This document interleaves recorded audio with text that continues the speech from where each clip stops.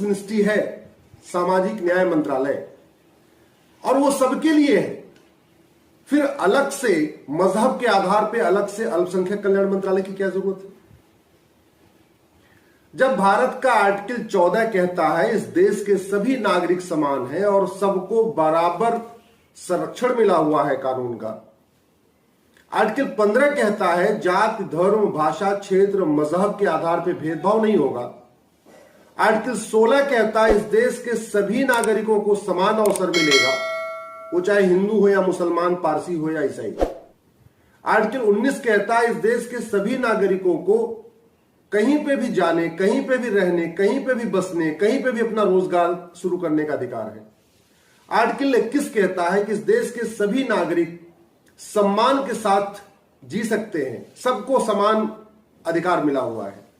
Article 25 कहता है सबको समान अपने धार्मिक अधिकार मिला हुआ है।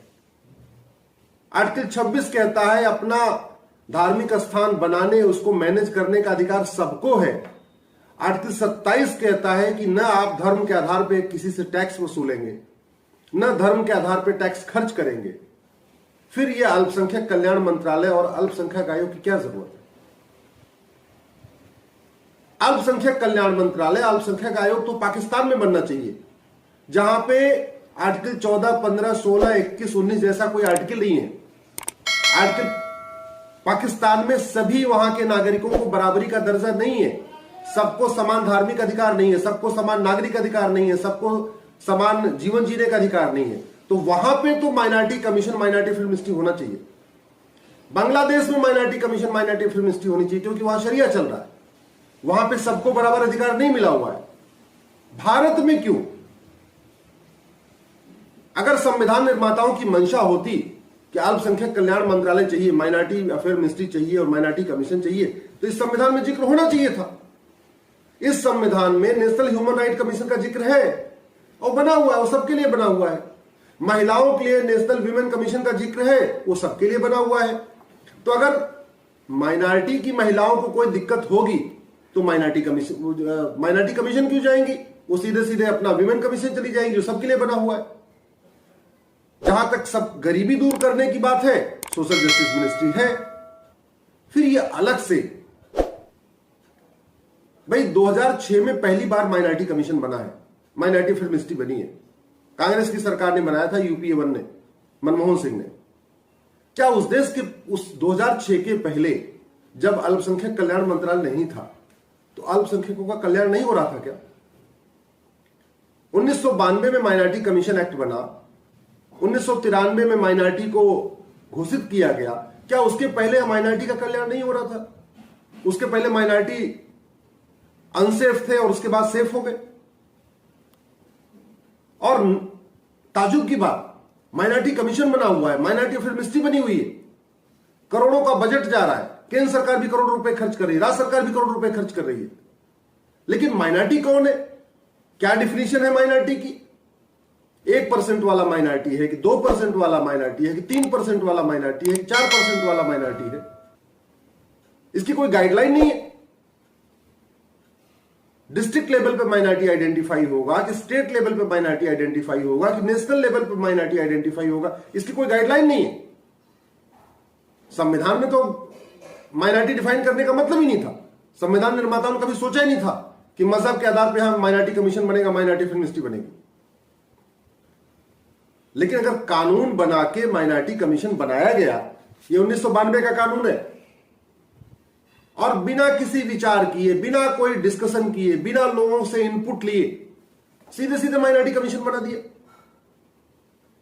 मैंने इन दोनों कानूनों को चैलेंज किया हुआ है। केंद्र सरकार का जवाब आ गया है। केंद्र सरकार कह रहे हैं कि हां, जहां हिंदू अल्पसंख्यक है उनको हिंदू अल्पसंख्यक का दर्जा मिल सकता है। लेकिन हमारा कहना है कि दर्जा देना पर्याप्त नहीं है।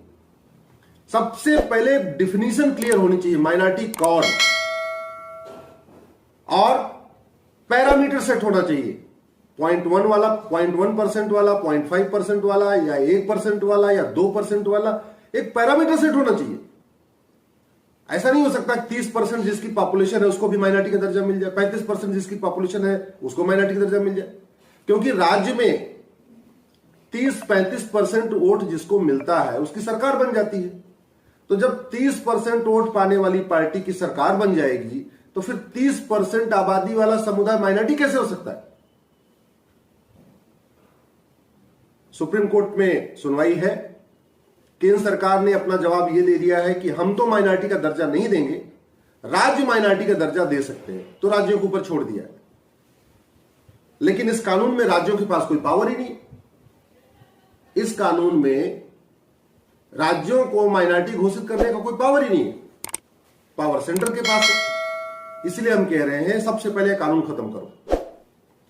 सबसे पहले 1992 में बना हुआ माइनॉरिटी कमीशन एक्ट और 2004 में बना हुआ माइनॉरिटी एजुकेशन एक्ट, ये दोनों खत्म होना चाहिए।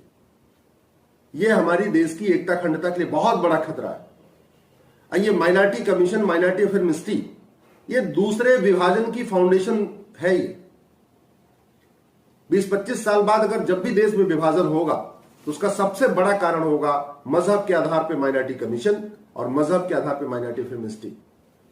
ये हमें समझ में नहीं आ रहा है कि हम देश को विकास की तरफ ले जा रहे हैं या विनाश की तरफ ले जा रहे हैं।